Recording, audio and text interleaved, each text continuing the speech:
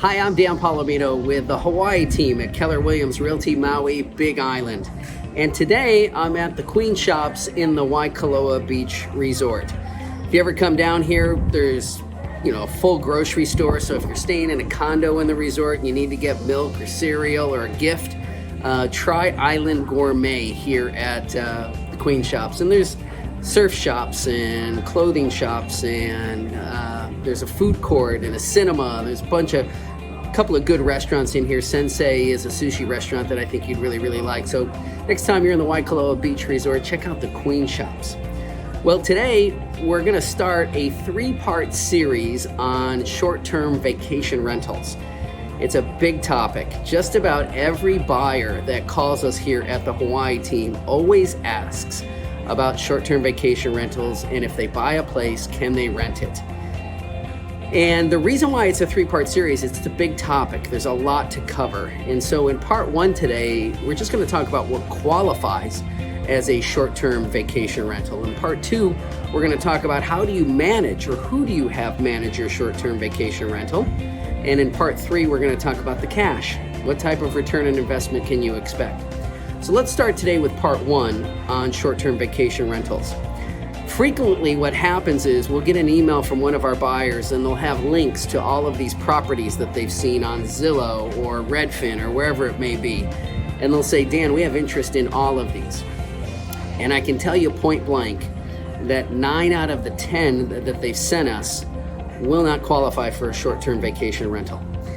Here's the deal. I'm going to take you back about 5 years. If you were coming to the islands back then, you know that you could go on Airbnb or VRBO and you could rent a house just about anywhere or a condo just about anywhere. There really weren't a lot of regulation and rules. Well, fast forward to today and that has all changed.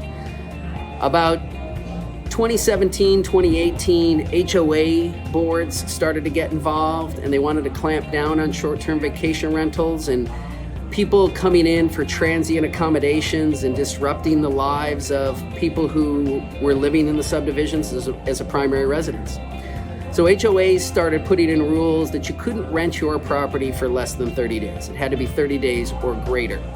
And that is the definition of a short-term vacation rental. A short-term vacation rental is 30 days or less of a rental. So most HOAs adopted 30 days or more.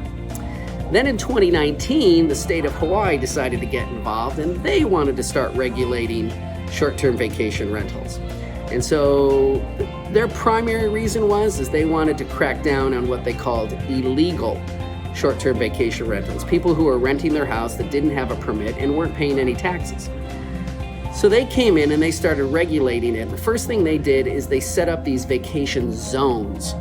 And these are areas or spots within the island where they've designated an area that says if your house or condo is in that area, you are eligible for a short-term vacation rental. Doesn't mean you're going to get one. The next layer is then to go to the HOA and find out if the HOA is going to permit it. So I'll be honest with you. I would say about 80% of the areas around that you think that you're going to buy and turn that house into a vacation rental probably is not in a vacation zone and is probably not going to qualify for a short-term vacation rental. So the question is, how do you know? Well, you don't, or at least you won't. We will, right? So Chris and I here at the Hawaii team, we've studied this. We know this backwards and forwards. We've talked to the HOAs. We've talked to the owners. We know all of the areas where you can do a short-term vacation rental and where you can't. So let me save you a lot of time from hunting online or going and driving around neighborhoods. Call Chris and I first and say, hey, this is our wants and needs and our goals. And this is what we hope to accomplish with a short-term vacation rental. Where do you think we can purchase? And I can tell you at any given any given time, Chris and I are probably looking for short-term vacation rentals somewhere in the neighborhood of 10 to 15 buyers every single month. They are very hard to come by and you have to move and act quickly. So again, talk to Chris and I first at the Hawaii team. In part 2 of this series, we're going to talk about who do you use to manage the thing. And not all property management companies are created equal, and there are different types for different goals, and and different wants and needs. All right, so make sure you catch part 2 of this series. In the meantime, as I always say, if you're looking to buy, sell, or invest in real estate, contact us here at the Hawaii team, 808-913-0899, or thehawaiiteam.com. Aloha.